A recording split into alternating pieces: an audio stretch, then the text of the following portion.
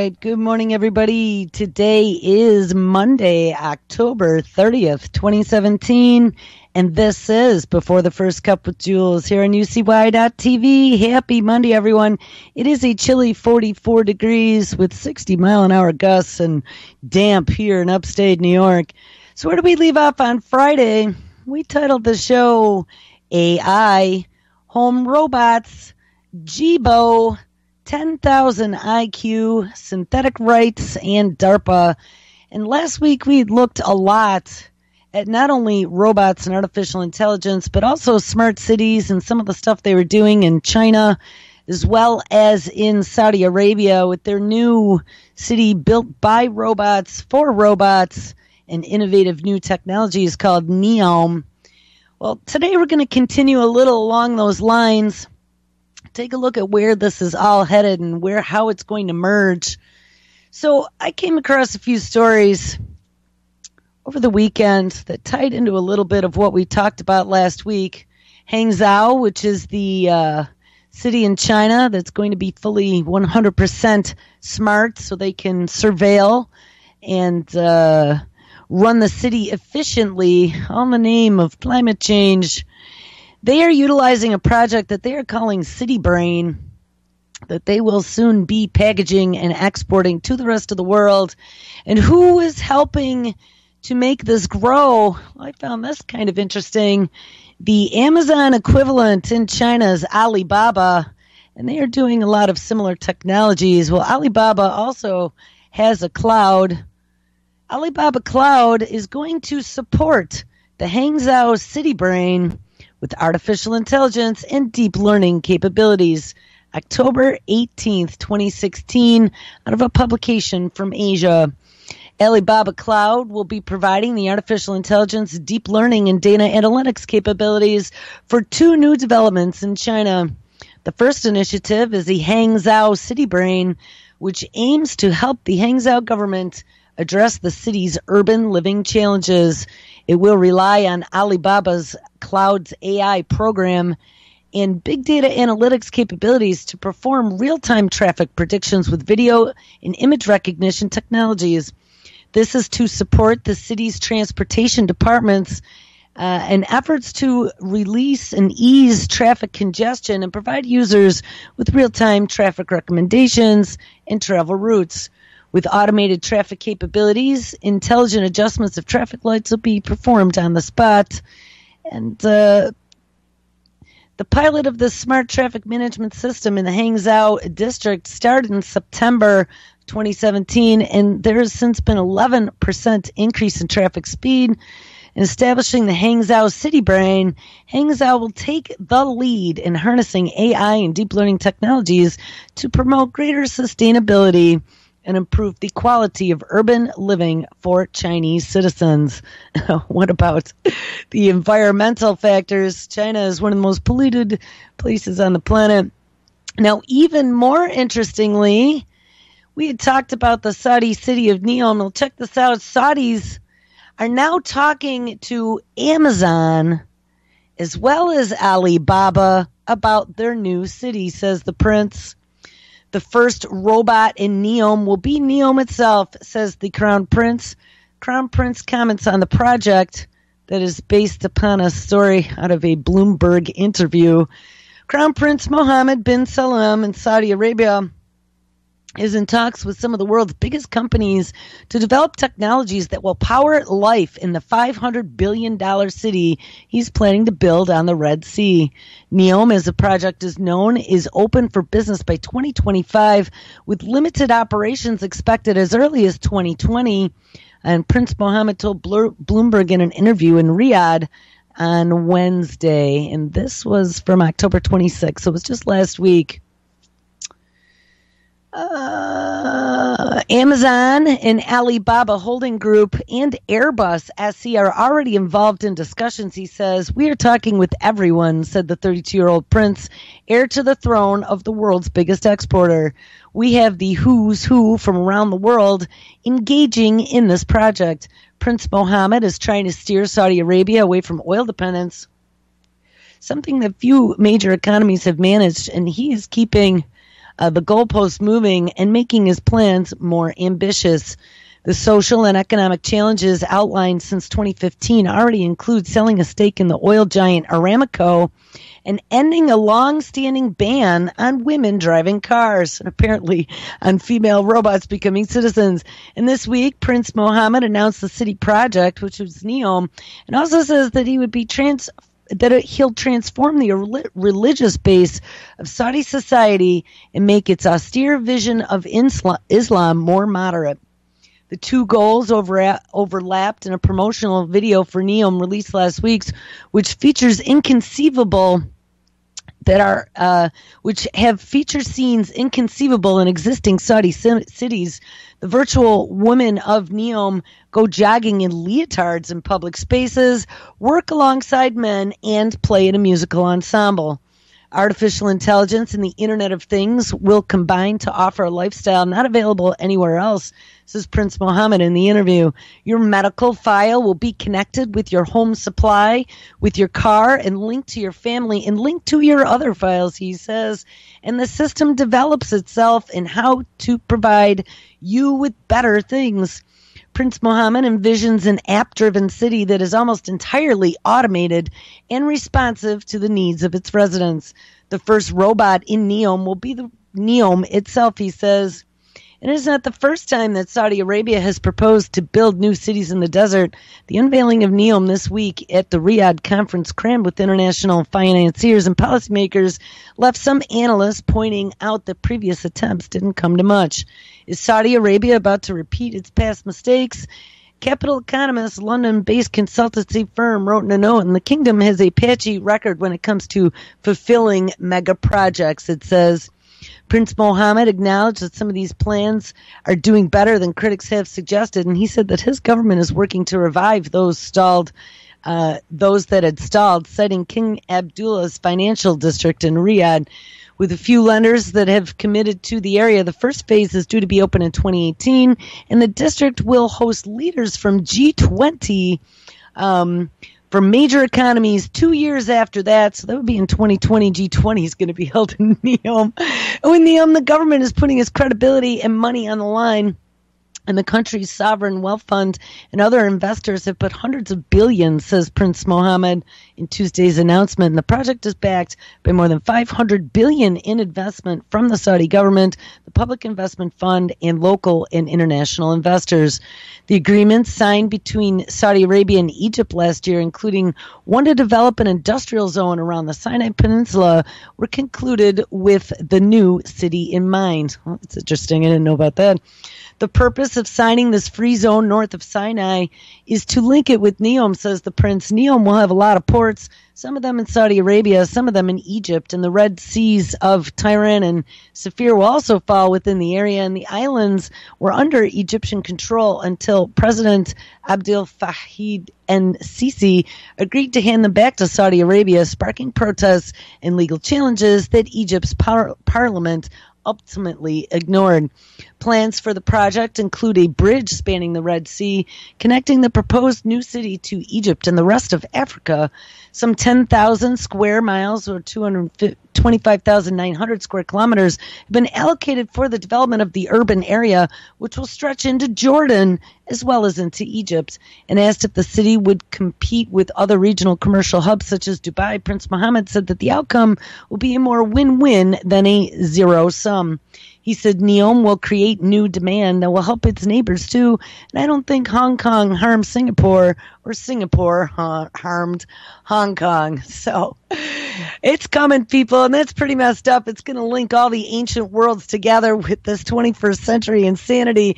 So now let's listen to this. This came out of Wall Street Daily. WallStreetDaily.com, October 23rd, 2017. Technology deathmatch. Two top innovations collide.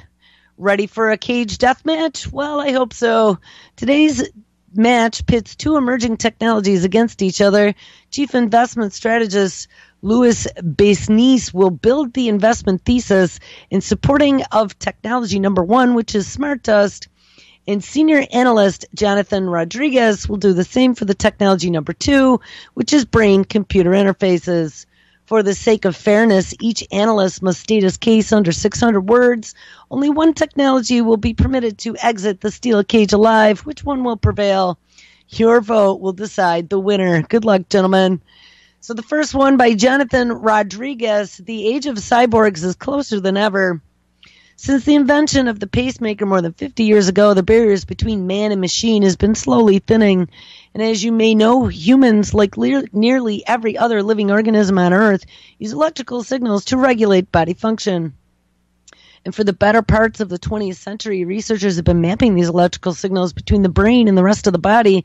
And while thanks to major technology advances, scientists have finally figured out how to translate brain signals into action for machines. Yes, you've read that right. Men and machines are about to become one. And the devices that facilitate this activity are called brain-computer interfaces, and they could very well change the world as we know it. For instance, a brain-computer interface could give an amputee the ability to control a bionic hand, counteract the brutal effects of Parkinson's disease, or allow people the ability to send text messages without ever lifting a finger. The possibilities are endless. Investment capital, both private and public, are pouring into this technology. And as of June 2017, DARPA, the U.S. government's famous tech research and development agency, has committed $65 million in grants to firms to develop brain-computer interfaces. Backed by tech visionary Elon Musk, Neuralink Corp is also working on a brain-computer interface as well. Musk has already raised $30 million for the firm, and he is committed to selling as much of the $100 million in his stock holdings to fund the operation. But unfortunately, there aren't many investable avenues for the public into brain-computer interfaces yet. Well, phew. But this is one incredible technology that you will want to keep a close eye on. Okay, so now the second one. I was thinking about this today, and this is why I started doing a couple searches on SmartDust again. Because a smart city in the desert, probably one of the most ubiquitous ways to be a smart city would be with something like SmartDust. This ain't your regular household dust. Miniaturization is one of the world's shaking trends of the last several decades, and computer chips now have features measured in billionths of a meter. Sensors that once weighed kilograms fit inside of your smartphone, but it doesn't end there. And as we speak, leader researchers and tech behemoths are working to make sensors smaller and smaller, and they have already come a long way. According to Jancis Bryzak, CEO at EXO Imaging, Inc., sensors today are smaller, lighter, and less power hungry, and 1,000 times less costly than they were only a few decades ago. And if you think sensors can't get any smaller, think again. The miniaturization won't stop until sensors are practically invisible. That's right, so small that they'll go almost undetectable to the naked eye. And then the next move is even more remarkable. These sensors will be deployed into our atmosphere to give us supreme knowledge about just about everything that is happening in the world around us, all in real time. So what's the name of this major new technology trend for smaller and smaller sensors? Fittingly, it is dubbed SmartDust. When you hear the word SmartDust, you might think of something magical, but it's actually a system of tiny micro electromechanical systems, more affectionately known as MEMS, and we've talked about MEMS before, which are robots or other devices that can detect everything around them. And I'm talking about light, temperature, vibrations, pressure, magnetism, chemical composition, humidity, location, and acceleration, and the list goes on and on. These MEMS consist of tiny processors and skeleton operating systems, and they are distributed over an area to perform a task, i.e. sensing something, and they are connected via wireless networks to report back information. And actually, smart dust particles are referred to as motes, and currently they are about the size of a grain of sand. Oh, just like along the Red Sea. I don't know, guys. Just I started thinking about cities in the desert, and then I was like, ooh, smart dust would be a good option now, wouldn't it? But before long, they could be as tiny as dust particles. And the analyst at the tech research firm Gartner explains, quote, smart dust motes are generally aimed at monitoring real-world phenomenon without disturbing the original process. They are so small and light that they can remain suspended in an environment like an ordinary dust particle.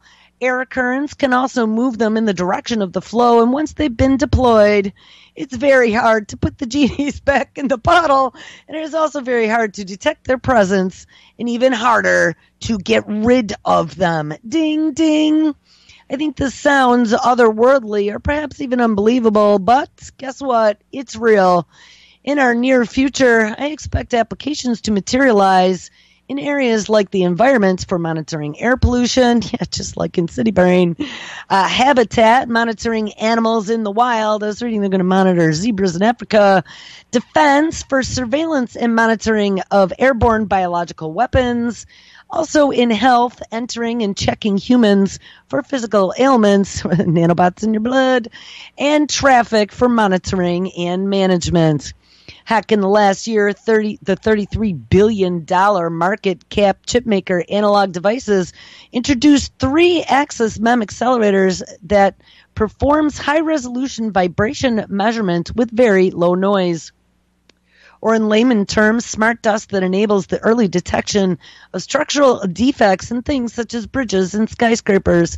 So how many of these sensors are we talking about being deployed? Well, according to Bryzik, our world will be filled with over 1 trillion of them by 2025. The enormity of that projection means that this promises to be one of the biggest businesses in the history of electronics. I can't think of an opportunity with further reaching implications, dropping the net on everyone, and in turn, money-making potential. And as such, it requires our immediate investment attention. To find out the 2 best ways to invest right now, sign up for a free trial.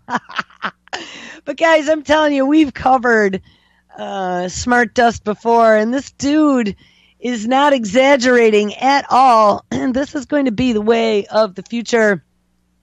Now, I came across another story out of The Atlantic, and this was from November 2016, so a lot has happened since then. Even bugs will be bugged, exploring the next frontiers in surveillance. Want to receive exclusive insights? Well, sign right up. When Mark Zuckerberg posted a picture of himself on Facebook in June, a sharp-eyed observer spotted a piece of tape covering his laptop's camera. The irony didn't go unnoticed. The man whose $350 billion company relies on users in feeding it intimate details about their lives is worried about his own privacy. But Zuckerberg is smart to take precautions. And I have to say, my notebook died a couple weeks ago, and I had to replace it with a new used one. It's a very nice one. But I noticed the other day there's no camera integrated, so I got to give kudos. Windows 7 and no camera, going totally old school. Even those who don't control large corporations have reason to worry about surveillance, both illicit and licit. And here's how governments, terrorists, corporations, identity thieves, spammers, and personal enemies could observe us in the future and how we might respond. Number 1, cameras will be invisible, and we found out they'll be able to stay on forever with some of these new technologies that make electricity out of ambient acoustic waves and things of that nature. Many of the cameras can be pointed at us today are easy to spot, but many researchers are developing recording devices that could hide in plain sight, and some by even mimicking animals. And we saw some of those ones that were birds, solar bird drones or something that looked very much like birds and could sit on a power line in front of your window for weeks on end. A company called Aero, A-E-R-O, Environment, has produced a drone that looks and flies like a hummingbird. Oh, even better. Engineers at Carnegie Mellon, NASA, and elsewhere have also designed snake bots that can maneuver in tight spaces and could be adapted for surveillance. Robotic bugs are also in development too, like robo-bees. We just watched, it was a Black Mirror episode. My sister put it on for me this weekend. I got to see the family, and it was the Black Mirror episode with the robo-bees that were killing people, which really caught my attention. Robotic bugs are also in development, and engineers at UC Berkeley and in Singapore are developing cyborg beetles, real insects that can be remote controlled via implanted electrodes. We've talked about those and the cyborg moths, and that might someday pack little cameras. And even an insect is too obvious, says Christopher Fitzer, an engineer at Berkeley, and David Blah, an engineer at the University of Michigan. And they are developing SmartDust or micromotes, respectively, which are tiny computers, mere millimeters wide, that can be equipped with cameras and other sensors. So I got to tell you that I think that's the first I've ever read about SmartDust with cameras. One can or can't maybe, as it were, see as to where this is going. So number 2, your past will be omnipresent. Now, that was another episode of Black Mirror where everyone had that little grain of sand implanted behind their ear. Imagine this. You walk into a car showroom, and before you say anything, the dealer already knows your name, your employment status, your car buying history, and your credit rating. And that was an episode where everyone, you put their cell phone, you shone it on a person, and it would bring up their face with facial recognition and their quote-unquote popularity score online, which I kind of accredited to something like today's credit score. If you were under like a 4.2, no one wanted to associate with you. Already, data brokers such as Axicom and LexisNexis compile reams of information about all of us, and clients can purchase a dossier about your criminal, consumer, and marital past. Slong in hand thinks it's only a matter of time before data brokers begin drawing from an online dating profile and a social media post as well. Right now, clients have to log in to search for people by name or by lists of people with certain traits. But as facial recognition technology becomes more widespread, the device with the camera and the right software could automatically pull up your information. Ding! Eventually, someone might be able to point a phone at you or look at you through smart contact lenses and see a bubble over your head marking you as unemployed or recently divorced. And no longer will you be able to separate out your persona, our work selves, from our weekend selves. And instead, our histories will become bundled as a pop-up on a stranger's screen. Number 3, we will let spies in. This past January, a spate of new articles reported that a search engine called Shodan allows online voyeurs to browse password unprotected baby monitors to watch strangers' children sleep in their cribs. This story must have been, this is from 2016. This shouldn't have come as a surprise. Unsecured webcams and all sorts of findable things through various search engines, and soon to be all on the Internet of Things, soon to include Google. And still, the news was a reminder of how easy it is to spy on people through their gadgets in their homes, a problem that is likely to grow as billions of devices are connected to the Internet. And with the advent of the Internet of Things, appliances and gadgets will monitor many aspects of our lives, from what we eat to what we flush. Oh no. Smart toilets. Devices we talk to will also record and upload our conversations. We talked about those, such as Amazon's Echo already does. And even toys will make us vulnerable, such as the talking AI Barbie. Kids say the darndest things, and the talking Hello Barbie doll, oh, there you go, how'd I know it, sends those things wirelessly to a third-party server where they are analyzed by speech recognition software and shared with vendors. Oh, my God. Even our thoughts could become hackable. The technology company Retinard can use sensors on the virtual reality headsets to track user engagement, and future devices might integrate EEG electrodes to measure your brainwaves. In August, Berkeley engineers announced that they had produced neural dust, and we covered that as well. Implantable electrodes just a millimeter wide that can record brain activity for scientific and medical purposes. Then again, you don't need brain implants to read your mind. Google knows more about me than my wife does, says Bruce Schneider, a computer security expert at IBM. No one ever lies to a search engine, and it is not a neural implant, but it is freakishly close. Number 4, machines will decide our fates. As data collected by all these devices around us becomes overwhelming, we will increasingly rely on artificial intelligence to sift through them and make decisions, says Gary T. Marks, author of Windows into the Soul, Surveillance and Society in the Age of High Technology. algorithms are already used to identify potential terrorists as well as to generate credit ratings and parole recommendations. We covered that story also. Chicago police use algorithms to analyze arrest records, social networks, and other data to identify future criminals.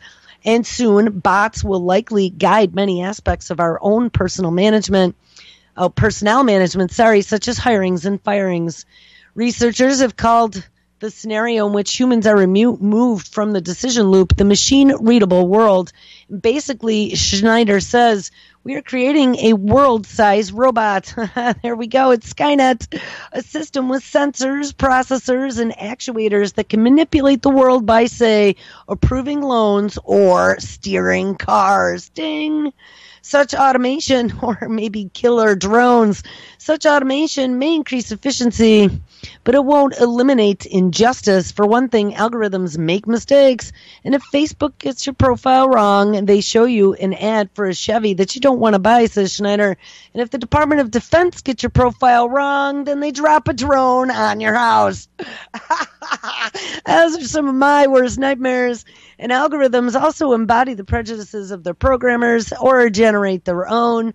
The point that was driven home in May when ProPublica exposed how a correlation tool used across the country to inform sentencing decisions overestimates the recidivism rate of black defendants. And Majid Kichkowski, a blogger and programmer, has called machine learning, quote, memory laundering for biases. Number 5, society will be safer, but it'll be creepier. Studies show that security cameras reduce street crime in urban areas, but surveillance also tends to suppress certain types of non-criminal activity, creating a chilling effect on our freedoms. For instance, after Edward Snowden revealed the extent of the National Security Agency spying on citizens in 2013, Google searches for terrorism-related terms such as Al-Qaeda dropped, suggesting an inhibition of free inquiry. Moxie Marlinspike, Twitter's former head of cybersecurity, has written that we should protect privacy for the sake of illegal activity so as to allow nonconformity. In the U.S., for example, laws governing marijuana use and gay marriage might not have changed if fear of prosecution had kept people from ever typing pot or forming same-sex relationships. Marlinspike further argues that within constant surveillance, law enforcement will have dirt on everyone, kind of like the CIA, at which point enforcement will become selective and likely biased. Annoy the wrong person and you will be in trouble. Along with surveillance comes sousveillance, and that's S-O-U-S, French term. The ability to watch our watchers. David Brin, a scientist and the author of The Transparent Society, predicts that eventually we will solve more crimes and need fewer cops, because we'll have RoboCops, and also have a lot less police brutality. Well, I don't believe that. Phone cameras have also already helped to rise the Black Lives Matter movement, and a Big Brother society results not from being watched, but from two-way observation, he says. We don't want blinded watchdogs. What we want is a choke on the chain around the watchdog's neck. Well, that's in a utopian society. I don't think it's going to turn out that way as they send artificial intelligence out to tamp down on anything that is against the official narrative, and I think they are calling that hate speech now. Perhaps we'll also see a shifting of societal norms. If everyone's embarrassing behavior is accessible in perpetuity, then it becomes then we may become injured to employees, college vendors, and even to senators' sex. Will paranoia reduce misbehavior, or will humans be humans and maintain our blithe and blundering ways?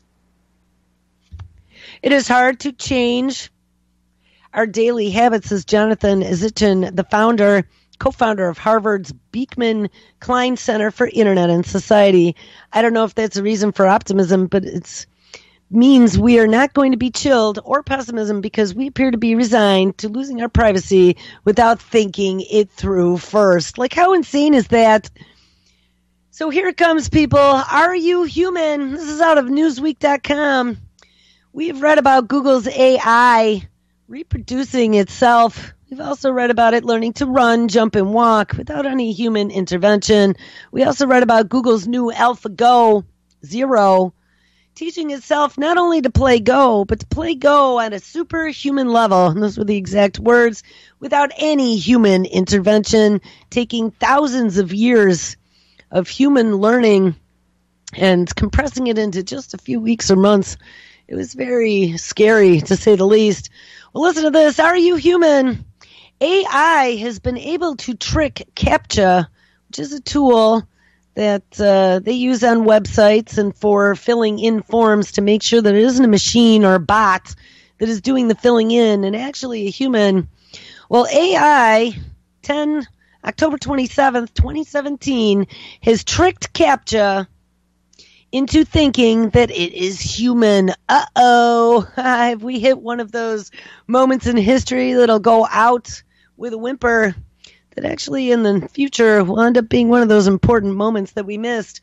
Artificial intelligence, inspired by the human brain, has achieved a, quote, hallmark of human intelligence, unquote, by cracking CAPTCHA tests designed to protect websites from bots, paving a path towards general artificial intelligence.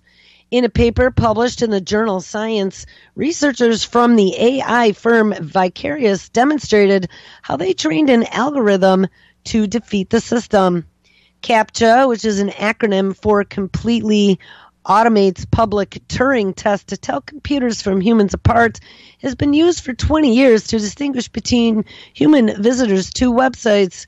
By recognizing the deliberately ambiguous series of letters and numbers used in the online tests, the AI was able to masquerade a human and trick websites into using it 67% of the time. By comparison, the accuracy rate of humans is about 87% due to the different interpretations of some figures. Various CAPTCHA uses less data-intensive methods to learn how to solve CAPTCHA tests, such as few as 5 examples to train it to recognize characters. Learning from a few examples and generalizing to dramatically different situations are capabilities of human visual intelligence that are yet to be matched by machine learning models, the paper states, but by drawing inspiration from systems in neuroscience, we induced a probabilistic generative model for vision. And the researchers believe that this model emphasizes certain aspects that, quote, may be important in the path toward general artificial intelligence. And that would be our robot overlords. However, the system is still narrow in its range of uses, unable to do anything with the characters it identifies, such as translating them into other languages. But don't worry about it, because the translators are getting better and better as well. The ability to learn and generalize from a few examples is hallmark of human intelligence, the researchers added, and websites should do more robust mechanisms for blocking robots. Now, we read on Friday a story out of New Scientist magazine that not only is AI getting smarter and smarter and invading every part of our lives, but not only our lives, but our homes as well. With some of these voice technology-enabled smart homes, and AI has now learned how to pick a single voice out of a crowd, and that should concern you, because being able to pick a single voice out when you have things such as SmartDust in our environment, they'll be able to find you anywhere. SmartDust may be the ultimate Internet of Things. This is out of rawscience.tv. Human interaction with Earth is to be revolutionized by trillions of microsensors. In the late 1990s, University of California, Berkeley professor Christoph Fitzer coined the term SmartDust, which refers to autonomous sensing and communication in a cubic meter. Microelectronic machines, more affectionately known as MEMS, can sense and communicate information in swarms like dust. So we're also talking about swarm microelectronics. This concept is predicted as ultra miniature spy circuits in the 1972 science fiction story called The Unknown by Christopher Anvil, which I don't know that one, but I should read it. And the idea sparked fear in the minds of fiction readers as a story of nanotechnology gone awry were self-replicating robots which consume all matter on Earth, leaving nothing but gray goo. And that could happen. SmartDust is becoming real, though, is the ultimate hive mind of the Internet of Things. And like nerve endings for an entire planet, the sensors will have many benevolent uses, from micro applications in the human body to macro applications like eco-surveillance. And two of the leading SmartDust projects are planetary skin, which is the first I've read about that, and the central nervous system for Earth. And we've read about that as well. That one was from a Hewlett-Packard program. The Art of Services Internet of Things predictive analytics tool is also a useful tool to evaluate any of these technologies. In the Art of Services Internet of Things predictive analytic report evaluates technologies and applications, including IBM's project called Smarter Planet, in terms of their business impact, their adoption rate, and their maturity level to help users decide where and when to invest. The top 10 predictive analytics scores for the investment of the Internet of Things are as followed. Number 1 would be the connected car. Number 2 would be the smart home. Number 3 would be complex systems. Number 4 would be fog computing. And we looked at that one before. That would actually be smart dust in the air.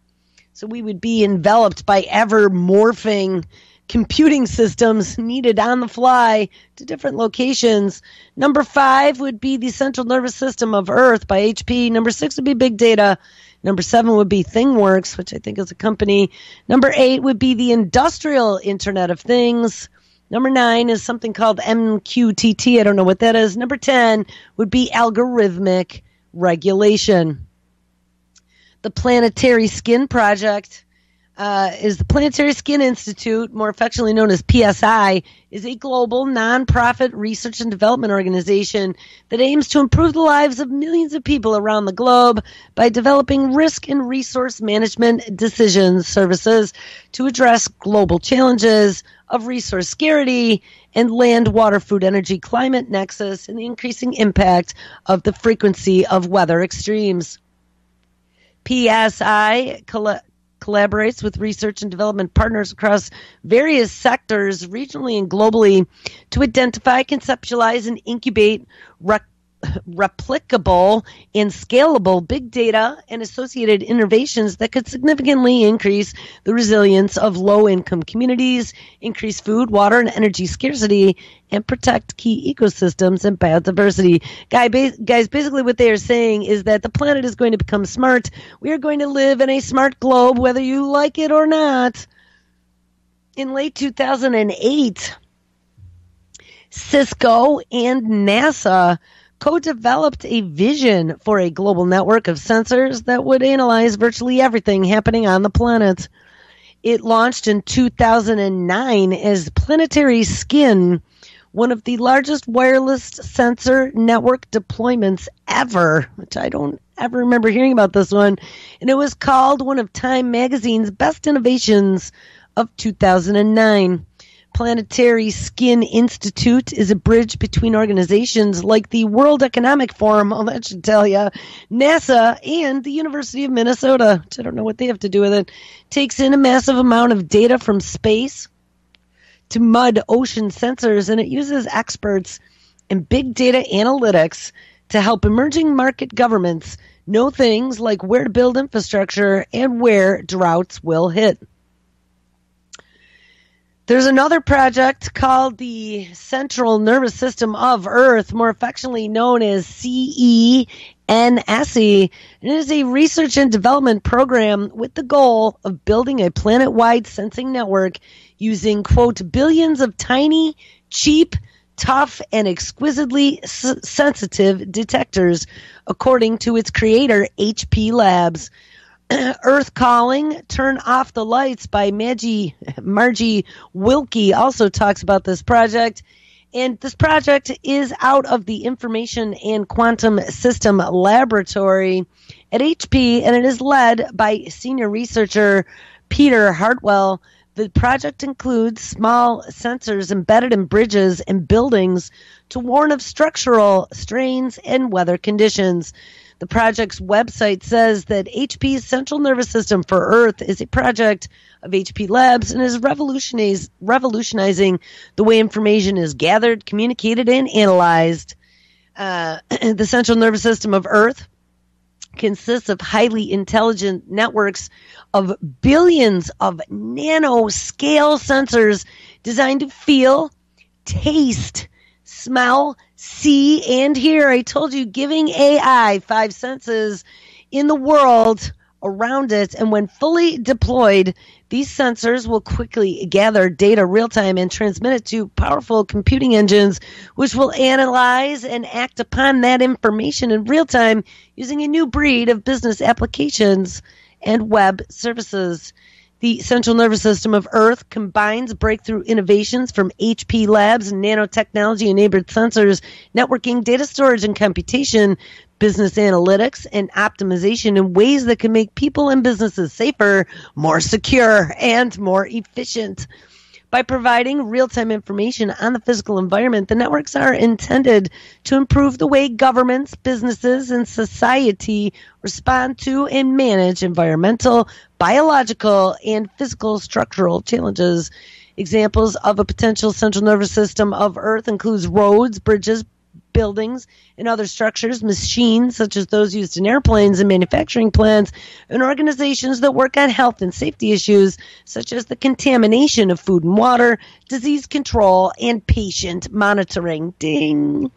The central nervous system of Earth will open up a new breed of business optimization applications using information ranging from operating capacity and merchandise tracking to environmental management and safety. The sensors will have the potential to smell a gas leak, monitor the speed and volume of a freeway traffic, and sense and the wear and tear on a bridge or track the spread of the next flu virus. And with the central nervous system of Earth, organizations can be more effective and use resources more efficiently throughout the globe economy. It will also lead to tenfold gains in the production efficiencies and the ability to extend the life of manufacturing components by 50%. Phew! Wasn't that a mouthful of an elevator pitch? Breakthrough initiatives, and one is called Starshot. The Starshot Challenge is a part of the Breakthrough Initiatives. The Breakthrough Initiatives are a program of scientific and technological exploration, probing the big questions of life in the universe. Are we alone, or are there habitable worlds in our galactic neighborhood? Can we make the great leap to the stars, and can we think and act together, all as one in the cosmos?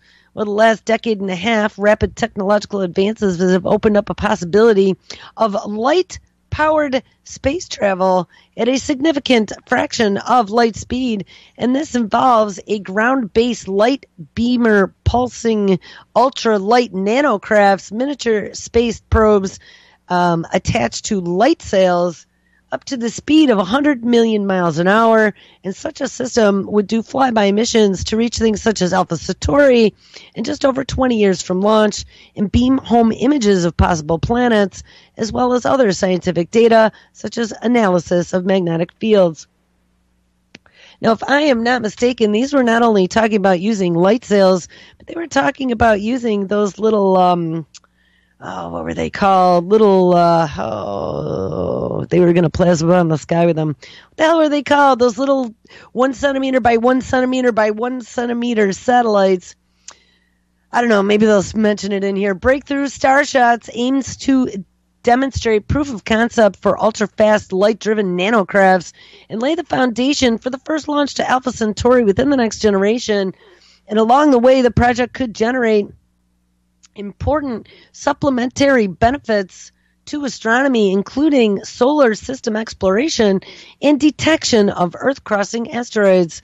Professor Christopher Fitzer, who originally coined the term SmartDust, must be proud to see a swarm of SmartDust being sent all the way to Alpha Centauri. Oh no, guys, we are also going to infect the solar system. So then I came across a book listed on Google Books titled SmartDust, Sensor Network Applications, Architecture, and Design. And I wanted to read a little excerpt under applications and general engineering. And it goes on and on and on for all the different applications: smart cities, agricultural and environmental monitoring, civil engineering. And then, of course, we get to section 1.2.2.4 titled military applications. It could be used, SmartDust, in military applications for asset monitoring and management. Commanders can monitor the status and location of troops, weapons, and supplies to improve military command and control, communications, and computing. It could also be used in surveillance and battle space monitoring, using its capabilities for vibration and magnetic sensors that can report vehicle and personnel movement, permitting close surveillance of opposing forces. SmartDust can also be used in urban warfare. Now, this one surprised me. Sensors can be deployed in buildings that have already been cleared to prevent reoccupation. So, like invading your home, laying a blast of SmartDust so you can't come back again. It'll also be able to detect the movements of friend and foe, and they are displayed on PDA-like devices that will be carried by soldiers. Snipers can also be localized by the collaborative effort of multiple acoustic sensors. Yes, snipers or autonomous drones with laser weapons. So when they hear and see you, bazing, bazing, and that's it. The military could also use SmartDust for protection. Sensitive objects such as atomic plants, bridges, retaining walls, oil and gas pipelines, communication towers, ammunition depots, and military headquarters can be protected by intelligent sensors in the field, able to discriminate between different classes of intruders. Biological and chemical attacks can be detected early or even prevented by sensor networks, acting as a warning system. They also could have self-healing minefields. A self-healing minefield system can be designed to achieve an increasing resistance to dismounted and mounted breaches by adding a novel dimension to the minefield. Instead of a static, complex obstacle, the self-healing minefields could be an intelligent, dynamic obstacle that senses relative positions and responds to an enemy's breaching attempt by physical reorganization. I don't know how that would work, but that's kind of frightening. Can also be used in health monitoring and surgery. SmartDust medical sensing. The physiological data such as body temperature, blood pressure, and pulse are sensed and automatically transmitted to a computer or a physician, where it can be used for health status monitoring, real-time, and medical exploration. Wireless sensing bandages may warn of infection, and tiny sensors in the bloodstream, possibly powered by a weak electromagnetic field, can continuously analyze the blood and prevent coagulation and thrombosis. Also, SmartDust could be used in microsurgery. A swarm of MEMS-based robots, we already read about these, may collaborate to perform microscopic and minimally invasive surgery, guys. Little MEMS-based robots that they can control with, I think it was an ultrasound field we had read about a few weeks ago. The opportunities for wireless sensor networks are ubiquitous. However, a number of formidable challenges must be solved before these exciting applications may become reality. I don't know, do we really want to talk about performance metrics, power supplies, capacity and throughput, routing, channel access, scheduling? Remember, this is a network design guide. The wireless link, the energy consumption, connectivity, and quality of service. Don't want it to go offline as it's splicing and dicing inside of you. All right, next generation networks. Geolocation identification of mobile targets. Accurately geolocating and identifying mobile targets depends on the extraction of information from different sensor data. Typically, data from a single sensor is not sufficient to achieve a high probability of correct classification and still maintains a low probability of false alarm. The goal is challenging because mobile targets typically move at a wide range of speeds and tend to move and stop often, and can easily be mistaken for a civilian target. While the target is moving, the sensor of choice is the ground-moving target indication. And if the target stops, the same sensor or a different sensor working cooperatively must employ synthetic aperture radar. Before it can be declared a foe, the target must often be confirmed with electro-optical or even infrared images, and the goal of future network systems is to have multiple sensors providing the necessary multimodality data to maximize the chances of accurately declaring a target. The typical sensing sequence starts by a wide area surveillance platform, such as the Global Hawk unmanned aerial vehicle, covering several square kilometers until a target exceeds a detection threshold, or moves outside of parameters. The wide area surveillance will typically employ GMTI and SAR strip maps, and once a target has been detected, the onboard or offboard processing starts a track file to track the target carefully using wide area surveillance. And it is important to recognize that a sensor system is not merely tracking a single target, but several target tracks may be going on in parallel. Future network sensor architectures rely on sharing the information to maximize all of the available resources. So guys, SmartDust and tracking, bagging, and tagging and surveillance. And remember, even as they start putting these microsensors into our bodies as part of the medical establishment, all in the name of curing you, they'll be able to detect all of your biometrics. Well, listen to this. I just came across a story this morning, and this was dated the 28th, October 28th, 2017, out of ScienceAlert.com. There is now a simple way to convince people that mental illness is a real disease. Remember, they are all going after our brains. We had the Paul Allen Institute publish its first database of live human brain cells, and this is all in the name of creating better artificial intelligence and making 3D reconstructions. The Allen Institute for Brain Science has added the first data from human nerve cells to the Allen Cell Types database, which is a publicly available tool for researchers to explore and understand the building blocks of the human brain. The first release includes electrical properties from approximately 300 living cortical neurons of different types derived from 36 different patients, with accompanying 3D reconstructions of their shape or the anatomy for 100 cells and computer models simulating the electrical behavior of these neurons. The database will also contain gene expression profiles based on measurements of all genes used by 16,000 individual cells from 3 adult human brains. And data from these human cells can provide unparalleled windows into the intricate components, circuitry, and function of the human neocortex, including features that make our brains unique. The Allen Cell Type database is freely available online. Our goal is to truly understand how the human brain works, not just the brains of mice or other animals that most brain scientists study. And there's no better way to do that than to do it directly by examining living cells of the human cortex, says Christoph Cook, PhD chief scientist and president of the Allen Institute for Brain Science. The human brain is the most complex piece of highly organized and active matter in the universe, and it is critical to understand its building blocks if we ever hope to comprehend how it works as a whole.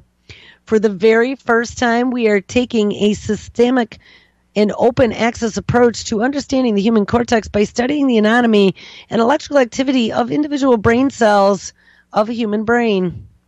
Our goal is to understand the detailed organization of the human cortex and the outer layers of neurons that mediates our perception, our memory, our thoughts, and our consciousness by reducing its complexity to a smaller number of component cell types, which we can define based on their function, anatomy, connectivity, and gene usage. And this data also lets us ask what is unique or specialized about the human brain and what goes wrong in human-specific diseases. Well, as they start being able to identify what quote unquote goes wrong in the brain in human diseases, they'll be able to more and more accurately identify you as having diseases on a spectrum, the beginnings of a disease or the endings of a disease, to be able to diagnose you and maybe even potentially fix you. So there is now a simple way to convince people that mental illness is a real disease, and one of the things that was stopping that before was being able to provide real-time data to show the different levels of disease in a graphical, easy-to-use format. Now, the author of this article, David Rosenberg, says, as a psychiatrist, I find that one of the hardest parts of my job is telling parents and their children that they are not to blame for their illness. Children with emotional and behavioral problems continue to suffer considerable stigma, and many in the medical community refer to them as diagnostic and therapeutic orphans.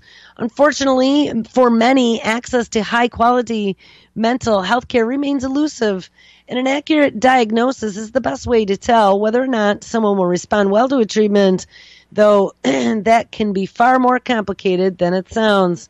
I have written 3 textbooks about using medication in children and adolescents with emotional and behavioral problems, and it is known that it is never a decision to be taken lightly. But there is reason for hope. While not medically able to diagnose any psychiatric condition, dramatic advances in brain imaging, genetics, and other technologies are helping us objectively identify mental illness. All of us experience occasional sadness and anxiety, but when persistent problems may be a sign of a deeper issue, and ongoing issues with sleeping, eating, weight, school, and pathological self-doubt may be a sign of depression, anxiety, or obsessive-compulsive disorder. Separating out normal behavior, from problematic behavior, can be challenging. And remember, as we've looked at this Internet of Things and the ever-becoming ubiquitous 21st century medical technology that will be able to bag and tag us, we've found that it always comes back to having an appropriate baseline, so then they can look at any variance outside of the baseline. Separating out normal behavior from problematic behavior can be challenging, and emotional and behavioral problems can also vary with age. There we go, guys. Make sure you stick around tomorrow. We have the CEO of BioQuark on as a guest to talk about regenerative medicine. All right, have an awesome Monday.